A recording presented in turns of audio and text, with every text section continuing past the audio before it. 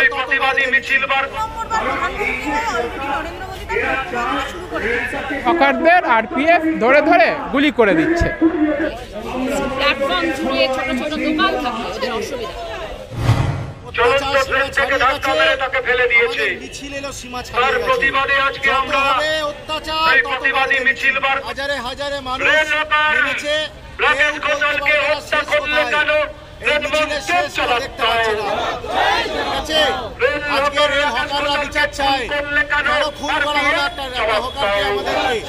আজকে রেল বেসরকারিকরণের জন্য সরকারদের বলি দেওয়া হচ্ছে, এই বলি আমরা কোনো বিচার চাই। লড়াই চালিয়ে যাবে। আমাদের একজন হকার ভাই, তিনি দীর্ঘদিন ধরে প্রায় 25 বছর ধরে রেলে হকারি করছেন, তাকে আরপিএফ নির্মমভাবে জম্মু মেল থেকে ফেলে মেরে ফেলেছে। তার বাড়িতে একজন 6 বছরের শিশু আছে, সে সদ্য মাধ্যমিক পাশ করেছে। তার ভবিষ্যৎ সম্পর্কে আমরা অনিশ্চিত, আমরা জানি না যে বিক্রি হারা হচ্ছে।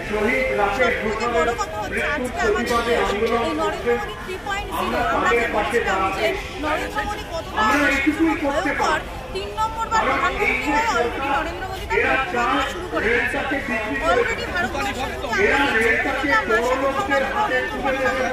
আর এদিকে না রেলের নিত্যতা সুরক্ষিত, না রেলের মধ্যে কাজ করছে, না রেলের ধারে বসবাস করছে তারা সুরক্ষিত।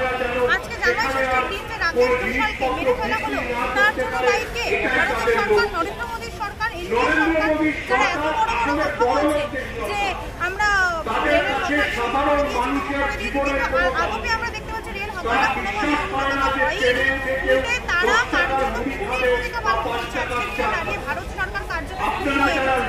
সুতরাং আজকের দিনে দাঁড়িয়ে আমাদেরকে প্রমাণ দিতে হবে, আমাদেরকে প্রমাণ দিতে হবে যে আমাদের আমরা শক্ত, আমরা নরেন্দ্র মোদীর এই থেকে আগেও লড়াই করেছি।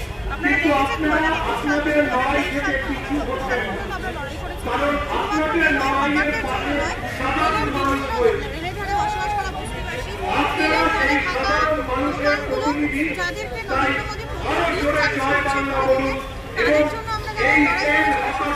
আজকে রাকেশ ঘোষালকে আরপিএফকে আমরা অবিলম্বে চাকরি থেকে বরখাস্ত চাইছি এবং রাকেশ ঘোষালের পরিবারকে অবিলম্বে ভারত সরকারকে পাশে দাঁড়াতে হবে এবং তার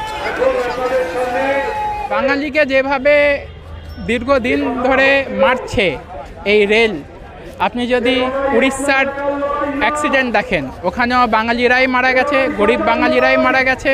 এবং পশ্চিমবঙ্গে যে এনজিপি নিয়ে যেই মানে খুন হলো, এনজিপি নিয়ে যে অ্যাক্সিডেন্টটা হলো, ওখানেও বাঙালিরাই মারা যাচ্ছে এবং এখানেও বাঙালিকে অ্যাটাক করা হচ্ছে। গরিব বাঙালি চিরকালই এই ভারতীয় পরিকাঠামোতে একটা ভিকটিম ছিল এবং মধ্যবিত্ত বাঙালি যদি এই গরিব বাঙালির হয়ে না খেলতে নামে, যদি তারা গরিব হকারদের হয়ে না খেলে, তাহলে আমাদের খুব লজ্জিত হতে হবে যে আমাদের বাঙালি মধ্যবিত্তের কোনো শিরদাঁড়া নেই এবং তারা নিজের গরিব মানুষের জন্য যদি না খেলে, তাহলে এই গরিব হকাররা কোথাও যেতে পারবে না, বাঁচতে পারবে না, তাদের জীবিকা তো যাবেই। এরপরে আমরা দেখব যে বাঙালি হকারদের আরপিএফ ধরে ধরে গুলি করে দিচ্ছে।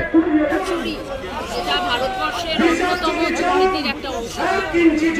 এই যে মালগাড়ি দিয়ে চুরি, এই যে ওয়াগাং ব্রেকিং, এটা নিয়ে বহু সিনেমা তুমিও দেখেছো, আমরাও দেখেছি।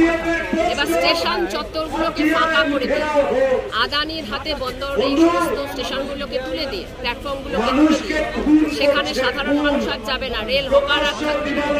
অতএব এই চুরি অবলীলায় হবে। আরপিএফ জানে চুরি হচ্ছে, তারা তার ভাগ পাচ্ছে। রেলের যারা অফিসার তারা জানে চুরি হচ্ছে, তারা তার ভাগ পাচ্ছে। এবার হকাররা থাকলে, প্ল্যাটফর্ম জুড়ে ছোট ছোট দোকান থাকলে ওদের অসুবিধা, ওরা তাই সেগুলোকে ফাঁকা করে দেবে আর তারপরে এগুলো অবলীলায় চুরি। একজন হকারকে ট্রেন থেকে পর্যন্ত ধাক্কা দিয়ে ফেলে দিয়েছে, এত বড় আস্পর্ধা আদানির বৃত্তে পরিণত হয়েছে। এদের মূল দাবি এটাই, সেটা হচ্ছে রেল হকার মানেই তারা বেআইনি, তাদেরকে লাঠিপিটা করা হবে, আবার তারা ফিরে আসবে, এটা চলতে পারে। ওই আরপিএফকে তো গ্রেপ্তার করতেই হবে, তার সঙ্গে এই যে রেলের হকারদেরকে আইন সিদ্ধ করা। তোমরা রোজগার দিতে পারছো না, তোমরা চাকরি দিতে পারছো না, আর এরা যে রোজগার করছে তোমরা সেটাও কেড়ে নেবে। আমার নাম